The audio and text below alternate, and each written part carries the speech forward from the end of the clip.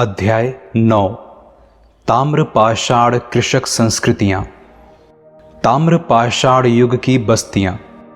नवपाषाण युग का अंत होते होते धातुओं का इस्तेमाल शुरू हो गया। धातुओं में सबसे पहले तांबे का प्रयोग हुआ। कई संस्कृतियों का जन्म पत्थर और तांबे के उपकरणों का साथ साथ प्रयोग करने के कारण हुआ। इन संस्कृतियों को ताम्रपाषाणिक अर्थात कैल्कोलिथिक कहते हैं, जिसका अर्थ है पत्थर और तांबे के उपयोग की अवस्था। तकनीकी दृष्टि से ताम्रपाषाण अवस्था हड़प्पा की कांस्ययुगीन संस्कृति से पहले की है, पर काल क्रमानुसार भारत में हड़प्पा की कांस्य संस्कृति पहले आती है और देश के अधिकांश भागों में ताम्रपाषाण युगीन संस्कृतियां बाद में। यहाँ हम सर्वप्रथम ताम्रपाषाणिक संस्कृति पर ही विचार कर रहे हैं। ताम्रपाषाण युग के लोग अधिकांशतः पत्थर और तांबे की वस्तुओं का प्रयोग करते थे, किंतु कभी कभी वे घटिया किस्म के तांबे का भी प्रयोग करते थे। वे मुख्यतः ग्रामीण समुदाय बनाकर रहते थे और देश के ऐसे विशाल भागों में फैले थे जहां पहाड़ी जमीन और नदियां थीं।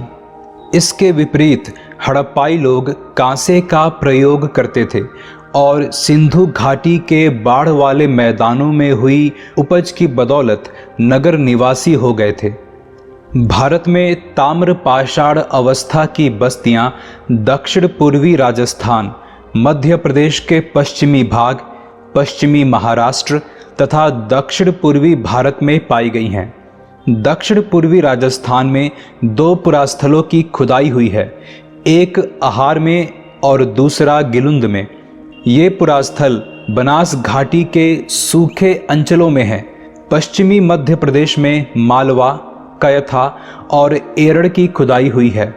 मध्य और पश्चिमी भारत की मालवा ताम्रपाषाण संस्कृति की विलक्षणता है मालवा मृदभांड, जो ताम्रपाषाण मृदभांडों में उत्कृष्टतम माना गया है।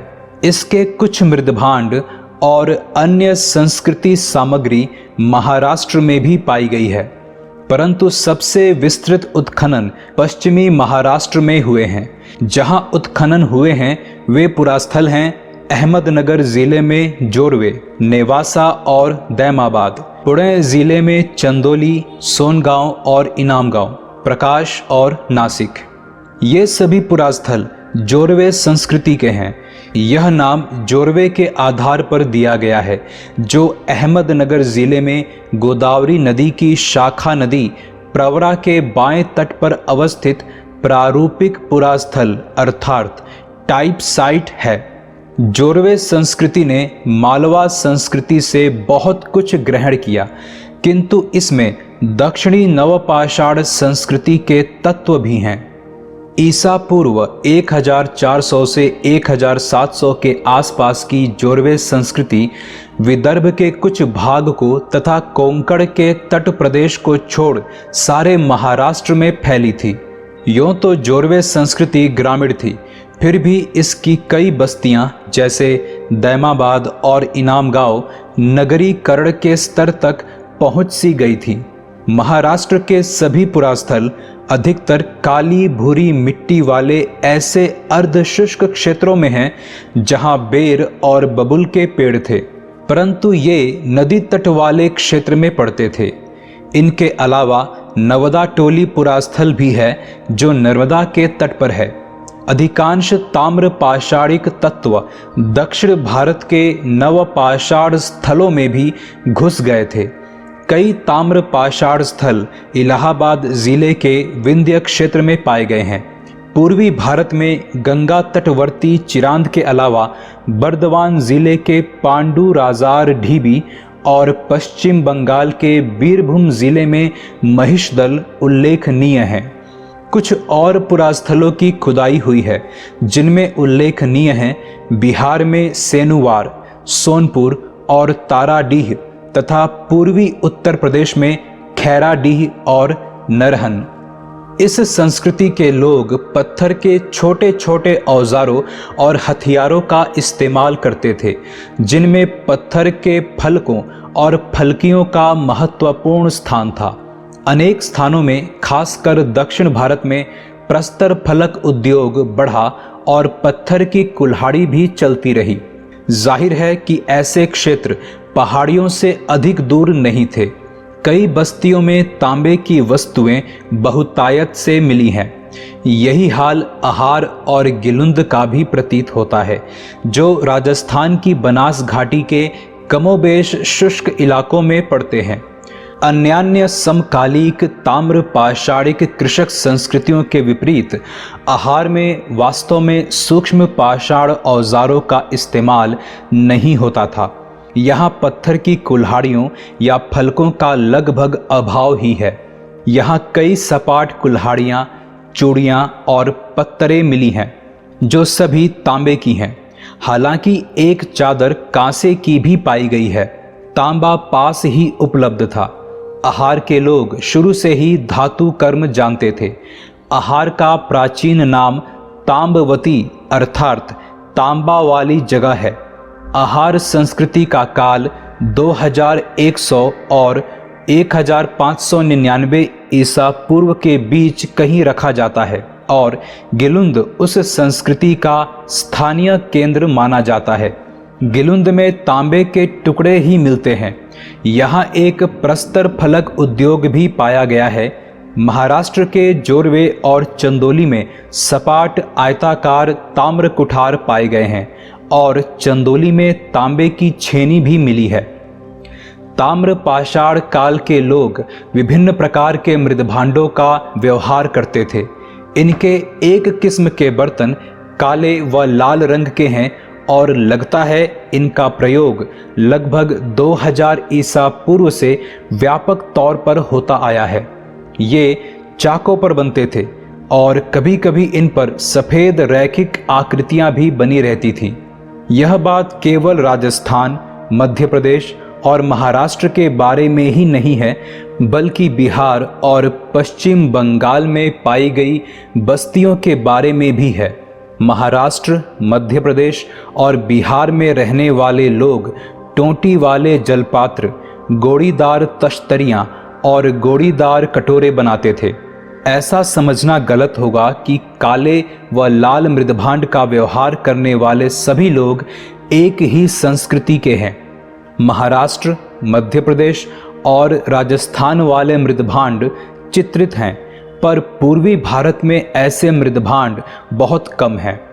दक्षिण पूर्वी राजस्थान, पश्चिमी मध्य प्रदेश, पश्चिमी महाराष्ट्र और अन्यत्र रहने वाले ताम्र पाषाण युग के लोग मवेशी पालते और खेती करते थे। वे गाय, भेड़, बकरी, सूअर और भैंस रखते थे और हरिण का शिकार करते थे। ऊंट के भी अवशेष मिले हैं। सामान्यतः वे घोड़े से भी परिचित नहीं थे। कुछ अवशेषों की पहचान घोड़े या गधे या जंगली गधे के अंग के रूप में की गई है। लोग गोमांस तो अवश्य खाते थे, किंतु सूअर का मांस अधिक नहीं खाते थे।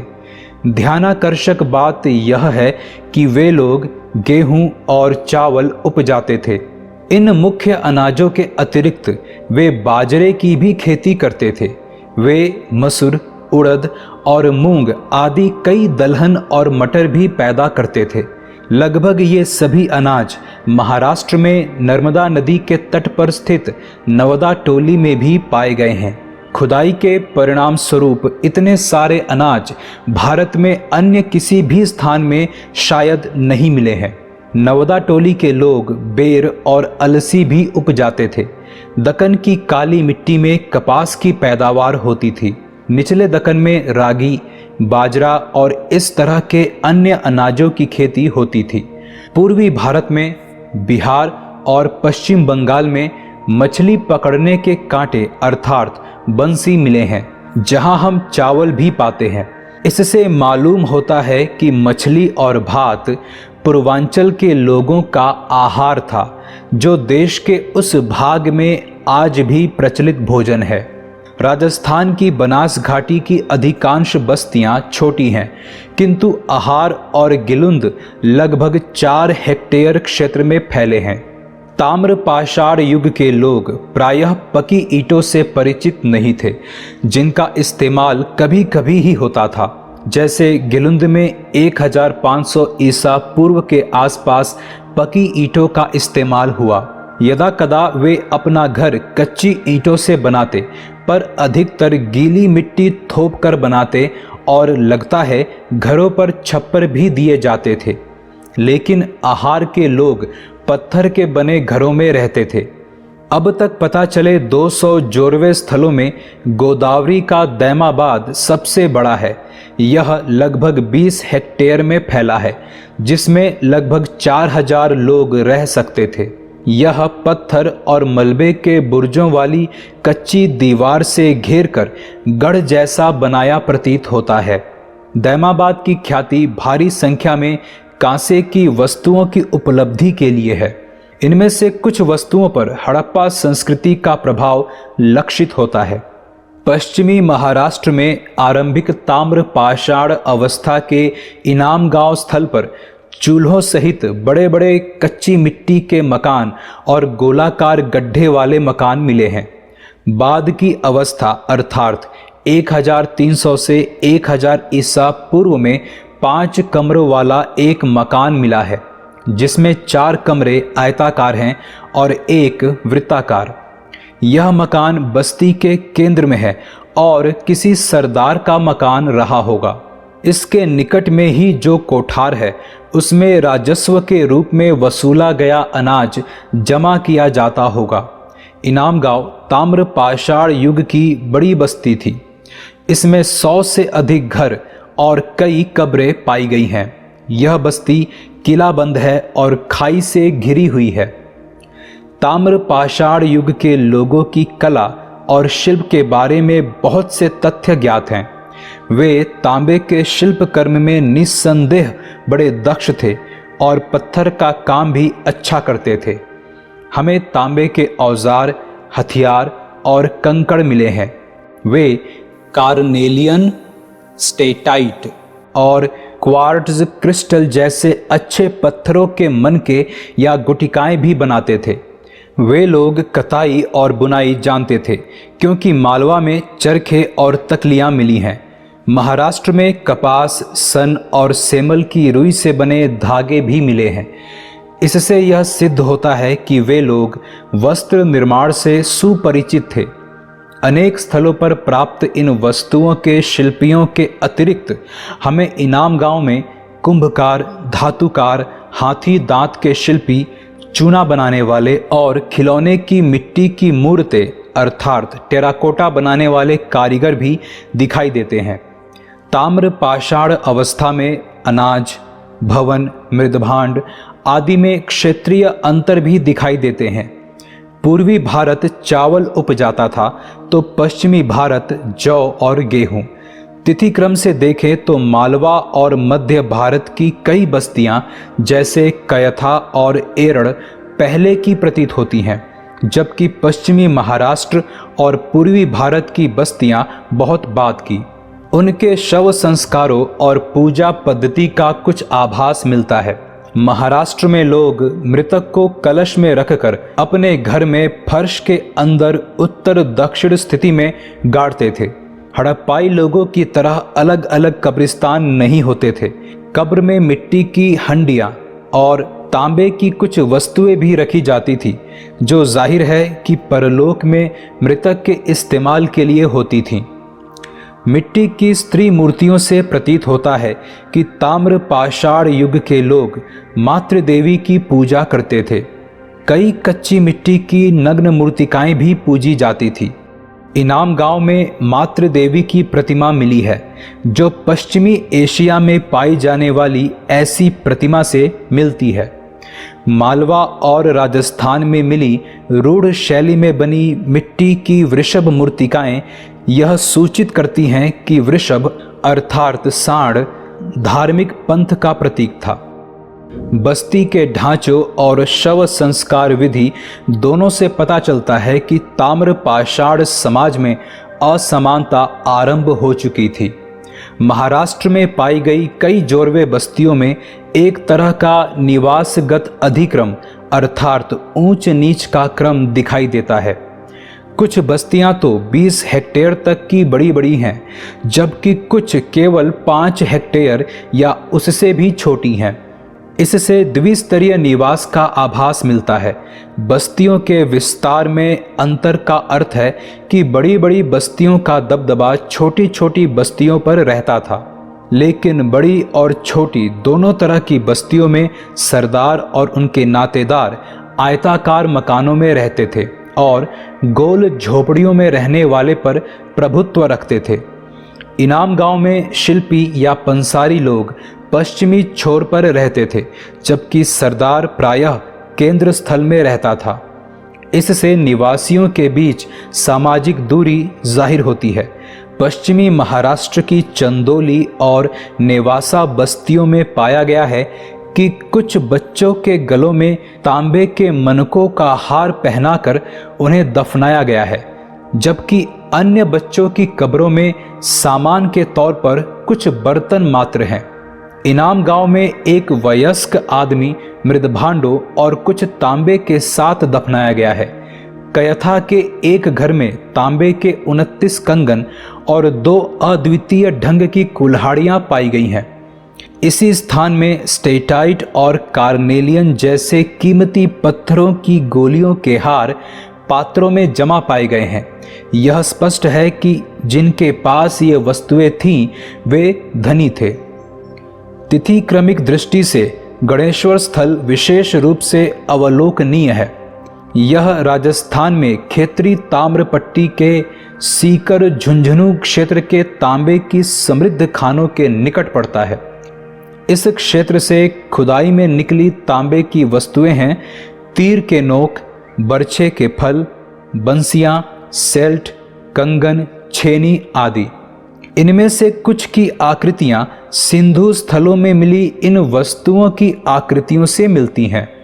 पकी मिट्टी की एक ऐसी पिंडिका मिली है जो सिंधु टाइप से मिलती जुलती है।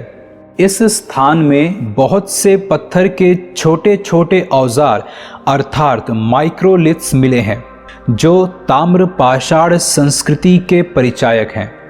यहाँ गैरिक मृदभांड अर्थात OPC भी पाया गया है। यह लाल अनुलेपित भांड है जो अक्सर काले रंग से रंगा रहता है और मुख्यतः कलश की शक्लों में होता है। चूंकि गणेश्वर के जमाव को 2800 से 2200 ईसा पूर्व का माना जाता है, इसलिए इसकी बहुत सी वस्तुएं परिपक्व हड़प्पा संस्कृति से पूर्व की हैं। गणेश्वर मुख्यतः हड़प्पा को तांबे की वस्तुओं की आपूर्ति करता था, पर उससे उसने कोई खास तत्व प्राप्त नहीं किया है। गणेश्वर के लोग अंशतः कृषि जीवी और मुख्यतः शिकार जीवी थे। यद्यपि उनका मुख्य शिल्प तांबे की वस्तुएं बनाना था, तथापि वे वैसे नगरीय तत्वों को विकसित नहीं कर पाए जो बाढ़ सिंचित मैदानों की उपज पर आश्रित हड़प्पाई अर्थव्यवस्था में दिखाई देते हैं। अतः गणेश्वर की पुरावस्तुओं को वास्तविक गैरिक मृदभांड ताम्रनिधि संस्कृति की कोटि में नहीं रखा जा सकता है। इसकी सूक्ष्म पाषाण वस्तुओं तथा अन्य पाषाण उपकरणों को देखते हुए गणेश्वर संस्कृति को प्राक हड़प्पाई ताम्र पाषाण संस्कृति कहा जा सकता है, जिसकी भित्ति पर परिपक्व हड़प्पाई संस्कृति खड़ी हुई। तिथिक्रम की दृष्टि से भारत में ताम्र पाषाण बस्तियों की कई श्रृंखलाएं हैं। कुछ प्राक हड़प्पीय हैं, कुछ हड़प्पा संस्कृति के समकालीन हैं तथा कुछ हड़प्पोत्तर हैं। हड़प्पा अंचल के कुछ स्थलों के प्राक हड़प्पीय स्तरों को आरंभिक हड़प्पा संस्कृति भी कहते हैं, ताकि इसे परिपक्व नगरीय सिंधु सभ्यता से पृथक किया जा सके। इस तरह राजस्थान के कालीबंगा और हरियाणा की बनावली की प्राक हड़प्पीय अवस्था स्पष्टतः ताम्र पाषाणिक है। यही बात पाकिस्तान के सिंध राज्य के कोट दीजी स्थल के बारे में भी है। प्राक हड़प्पीय और हड़प्पोत्तर ताम्रपाषाण संस्कृतियां तथा हड़प्पा संस्कृति की समकालीन ताम्रपाषाण संस्कृतियां भी उत्तरी, पश्चिमी और मध्य भारत में पाई जाती हैं।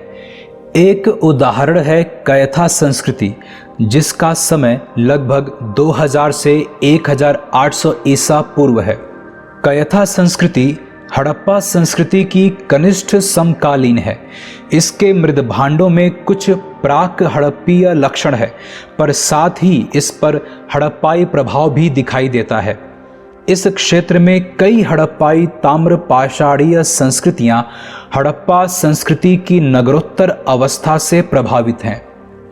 कई अन्य ताम्रपाषाण संस्कृतियां परिपक्व हड़प्पा संस्कृति से उम्र में छोटी होते हुए भी सिंधु सभ्यता से जुड़ी नहीं हैं, जैसे नवदा टोली, एरड़ और नगदा में पाई गई मालवा संस्कृति, जिसका समय 1700 से 1200 ईसा पूर्व है, हड़प्पा संस्कृति से पृथक मानी जाती है।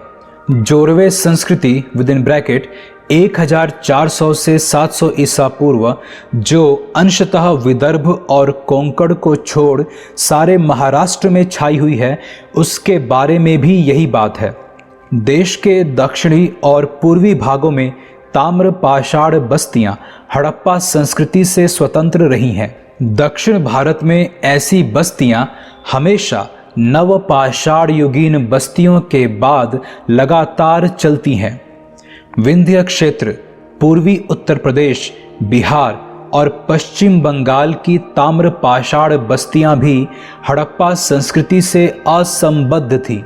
यह स्पष्ट है कि कई प्रकार की प्राक हड़प्पीय ताम्रपाषाण संस्कृतियां सिंध, बलूचिस्तान, राजस्थान आदि प्रदेशों में कृषक समुदायों के प्रसार में प्रेरक हुईं और उनसे हड़प्पा की नगर सभ्यता के उदय के लिए अनुकूल अवसर बना। इस प्रसंग में सिंध के अमरी और कोटदीजी तथा राजस्थान के कालीबंगा और गणेश्वर का भी नाम लिया जा सकता है। प्रतीत होता है कि ताम्रपाषाण युग के कुछ कृषक समुदाय सिंधु के बाढ़ वाले मैदानों की ओर बढ़े, कांसे का तकनीकी ज्ञान प्राप्त किया और नगरों की स्थापना में सफल हुए। भारत के मध्य और पश्चिमी भागों में ताम्रपाषाण संस्कृतियां 1200 ईसा पूर्व में या 1000 ईसा पूर्व आते आते लुप्त हो गई। केवल जोरवे संस्कृति 700 ईसा पूर्व तक जीवित रही। फिर भी देश के कई भागों में ताम्रपाषाण युगीन काले व लाल मृदभांड का बनना ऐतिहासिक काल में भी ईसा पूर्व 2री सदी तक जारी रहा। परंतु कुल मिलाकर मध्य तथा पश्चिमी भारत की आरंभिक ऐतिहासिक संस्कृति तथा उनकी ताम्रपाषाण संस्कृति के बीच लगभग 4 से 6 शताब्दियों का व्यवधान रहा होगा। पश्चिमी भारत और पश्चिम मध्य प्रदेश में ताम्रपाषाण बस्तियों के लुप्त होने का कारण लगभग 1200 ईसा पूर्व के बाद से वर्षा की कमी मानी जाती है। पर मध्य गंगा क्षेत्र और पश्चिम बंगाल में ये बस्तियां बाद तक चलती रहीं। ऐसा लगता है कि पश्चिमी भारत में ताम्रपाषाण युग के लोग ऐसी काली चिकनी मिट्टी वाले क्षेत्र में थे जहां सूखे मौसम में जमीन गोड़ना कठिन होता है, अतः वे अपने जमीन खोदने वाले डंडे के सहारे ज्यादा दिनों तक टिक नहीं सके।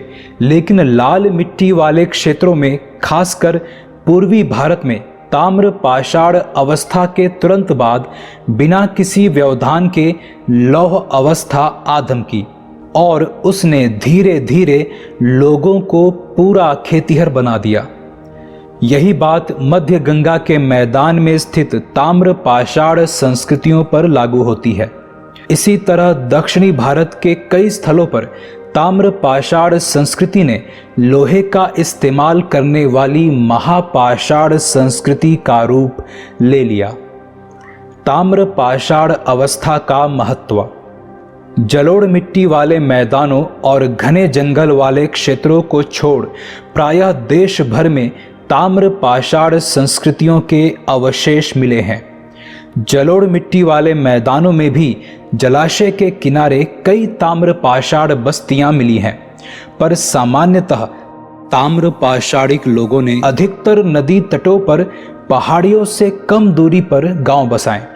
जैसा कि पहले बताया जा चुका है, ये लोग सूक्ष्म पाषाणों और पत्थर के अन्य औजारों के साथ साथ तांबे के भी कुछ औजारों का प्रयोग करते थे। जान पड़ता है कि इनमें से अधिकतर लोग तांबे को पिघलाने की कला जानते थे, पर मध्य गंगा क्षेत्र की ताम्र पाषाण संस्कृति में तांबे के औजार बहुत कम मिलते हैं। पश्चिमी भारत और मध्य भारत की संस्कृतियों में वे अधिक मिलते हैं।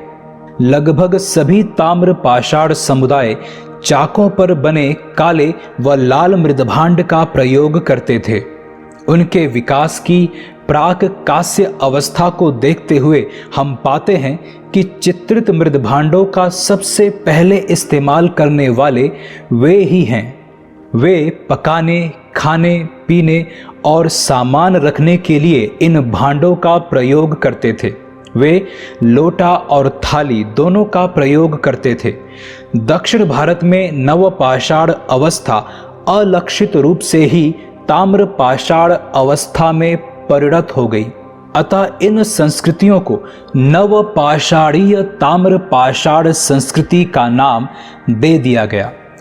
अन्य भागों में, विशेषकर पश्चिमी महाराष्ट्र और राजस्थान में, ताम्र पाषाण संस्कृति के लोग बाहर से आकर बसे प्रतीत होते हैं।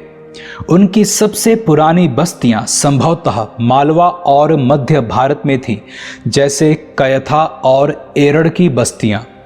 पश्चिमी महाराष्ट्र की बस्तियां बाद की मालूम होती हैं और बिहार तथा पश्चिम बंगाल की बस्तियां तो और भी बाद में बसी हैं। सर्वप्रथम ताम्र पाषाण जनों ने ही प्रायद्वीपीय भारत में बड़े बड़े गांव बसाए और वे नवपाषाण जनों के बारे में जितना ज्ञात है उससे कहीं अधिक अनाज उपजाते थे। विशेषकर वे पश्चिमी भारत में जौ, गेहूं और मूंग तथा दक्षिणी और पूर्वी भारत में चावल पैदा करते थे। वे अन्न के साथ साथ मछली भी खाते थे। पश्चिम भारत में पशुओं का मांस अधिक चलता था, पर पूर्वी भारत के भोजन में मछली और भात का प्रमुख स्थान था।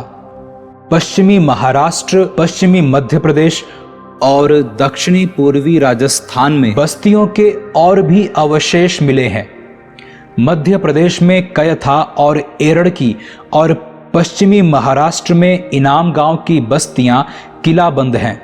इसके विपरीत पूर्वी भारत के चिरांद और पांडु राजार ढीबी की संरचना के अवशेष कम हैं।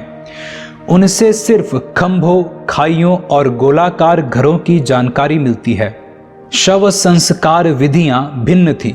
महाराष्ट्र में मृतक उत्तर दक्षिण सीध में रखा जाता था, किंतु दक्षिण भारत में पूरब पश्चिम सीध में। पश्चिमी भारत में लगभग संपूर्ण शवाधान अर्थात एक्सटेंडेड बरियल प्रचलित था, जबकि पूर्वी भारत में आंशिक शवाधान अर्थात फ्रैक्शनल बरियल प्रचलित था। ताम्र पाषाण संस्कृतियों की दुर्बलताएं। ताम्र पाषाण युग के लोग मवेशी अर्थात भेड़ बकरे पालते थे और उन्हें अपने आंगन में ही बांध कर रखते थे। शायद वे पशुपालन मांस के लिए करते थे। दूध पीने के लिए या घी आदि बनाने के लिए उनको दूहते नहीं थे।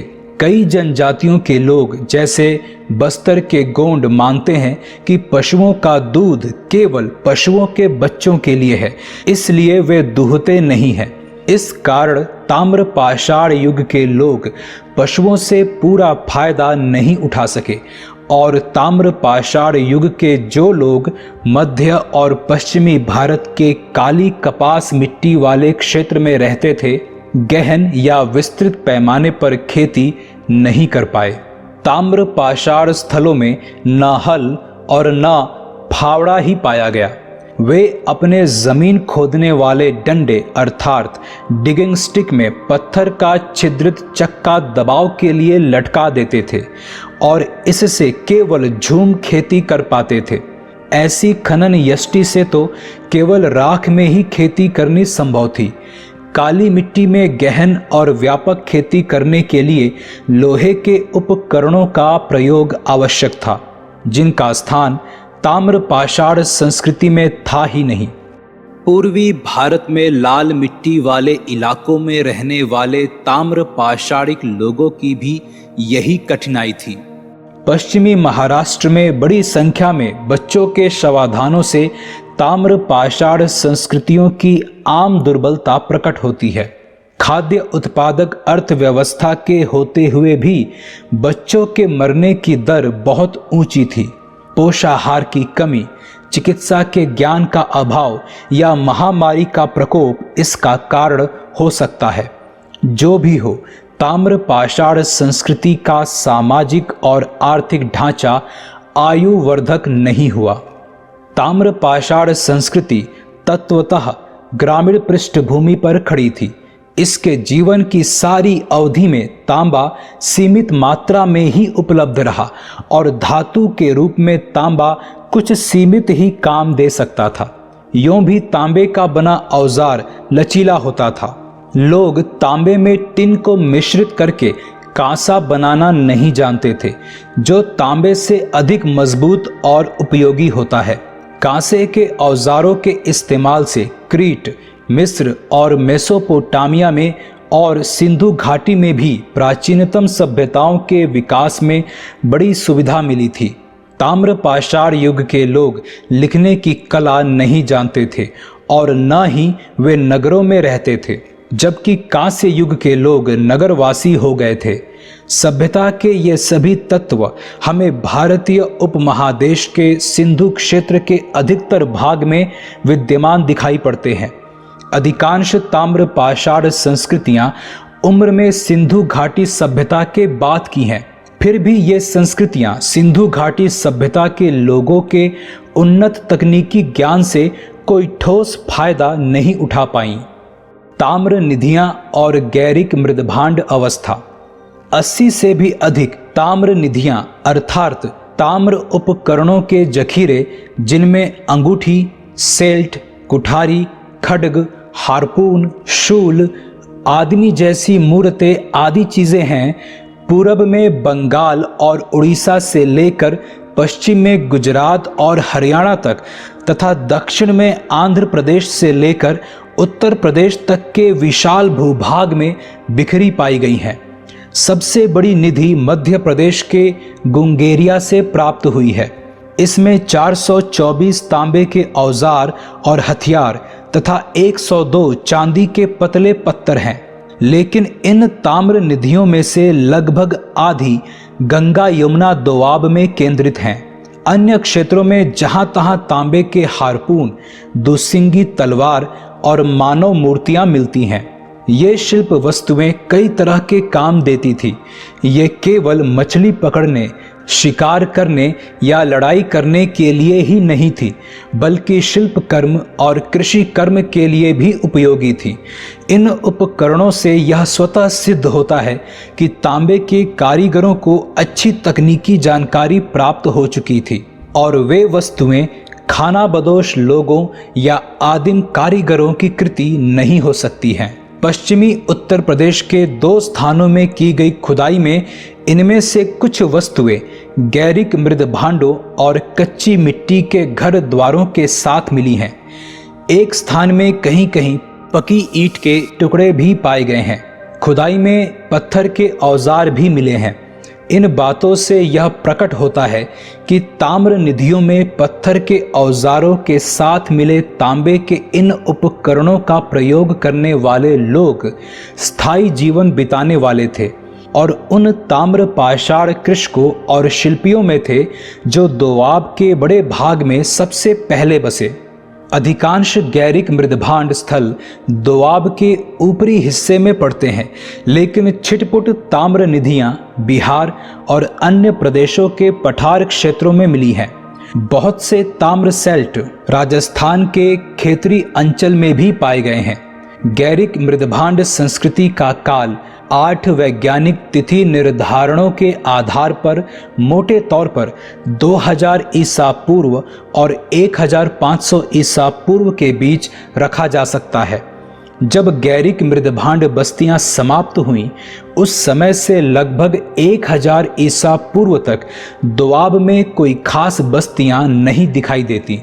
हमें काले व लाल मृदभांड वाले लोगों की कुछ बस्तियों का अस्तित्व मालूम है, लेकिन उनके पास अवशेषों का जमाव इतना पतला है और पुरावस्तुएं इतनी कम हैं कि उनसे लोगों के सांस्कृतिक साधनों की कोई स्पष्ट और विशिष्ट छवि नहीं मिलती है।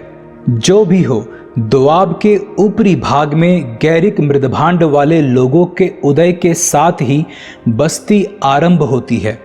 हरियाणा और राजस्थान की सीमा पर अवस्थित जोधपुरा में गैरिक मृदभांड का सबसे मोटा जमाव देखा गया है, जो 1.1 मीटर है। फिर भी प्रतीत होता है कि किसी भी स्थान पर ये बस्तियां लगभग 100 बरस से अधिक नहीं टिकी और न ये आकार में बड़ी हैं, न तो विस्तृत क्षेत्र में फैली ही हैं। पता नहीं कि ये बस्तियां क्यों और कैसे समाप्त हो गई। कहा जाता है कि एक विशाल क्षेत्र में बाढ़ आने और उसके बाद वहां जल जमाव हो जाने के कारण वह इलाका मानव निवास के लिए अनुपयुक्त हो गया होगा।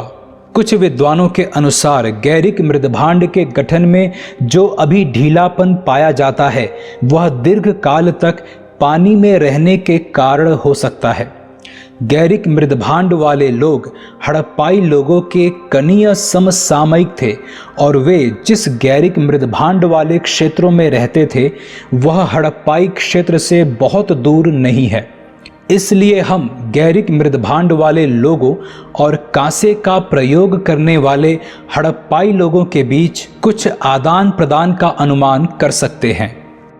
कालक्रम 2800 से 2200 ईसा पूर्व।